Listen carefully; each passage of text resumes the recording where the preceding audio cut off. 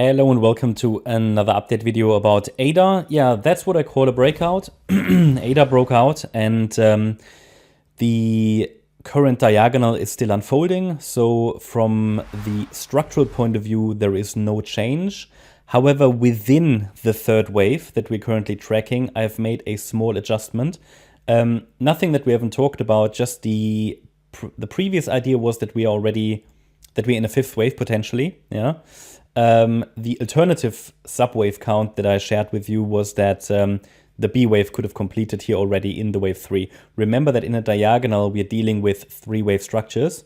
So the third wave also should be an ABC structure. And I shared with you in the last few videos that if we get quite an aggressive rally from this support zone down here, then we have to assume that the C wave is already running, yeah. And that seems to be unfolding. So it seems like the C wave is unfolding as an impulse, C wave of wave 3. And in this video, we want to talk about potential upside targets for wave 3. And we want to talk about which support now needs to hold to keep pushing higher. So for anybody who's new on this channel, the assumption has been that ADA is in a diagonal pattern, generally trending for higher prices, and it's doing that right now. The idea is that we should get 5 waves here. That's the main scenario we're tracking. That's the base case, okay? And we talked about ideal targets for the third wave of 50 cents plus or 51 cents plus, okay? And we are there now. That's the generally from a third wave target point of view, the ideal target. So we want that actually to be reached ideally to trust the diagonal. That one has been reached. Further extensions are always possible, but that's really just a bigger picture ideal target. If we then look at the subdivisions and assume, okay, the A wave finished here on the 11th of November, the B wave actually did unfold as that triangle that we were tracking, and this C wave is unfolding now, then a very common target for a C wave is the 100% extension level. So the trend is up at the moment, and the 100% extension level is just a key level that would normally be reached in such a C wave. Wave C of 3. That's at 61 cents, okay? It can always extend further. I mean, that's really just, again, when we look at microstructures, the ideal target for a C wave.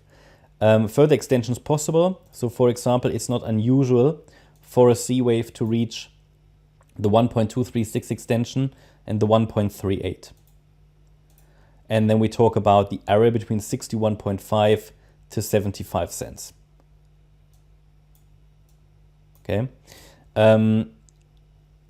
So you've got these fib levels here, and I'll put them like dotted line style. Yeah, they are for the C wave, and the bigger third wave.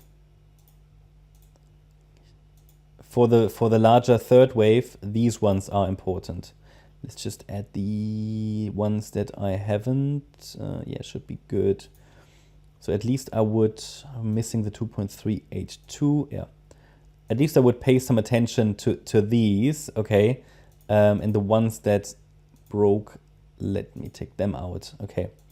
So this is sort of the range that I'll be watching for. Again, these are they just show you the different levels that can be watched in this rally for potential reactions.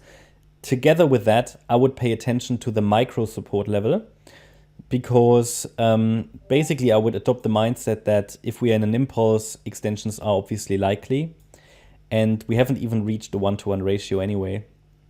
So against support, micro support, further extensions have to be expected.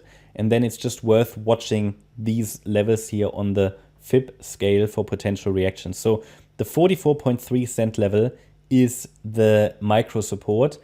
I gave you micro support already in the last video that did hold. However, I have to adjust it with the price all the time. Yeah, and that's just going to be very common, you know, if the prices across the board from different altcoins are going to break out. As I often say, in an impulse, when we have an aggressive impulse, we just want to track micro support.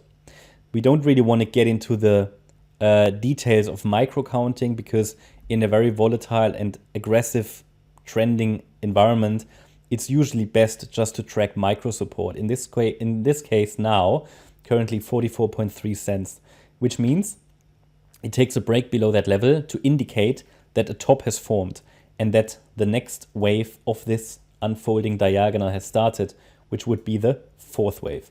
And then a fifth wave should still happen. And only after that we get a bit of a decision moment. Okay, so yeah, trend is up against 44.3 cents.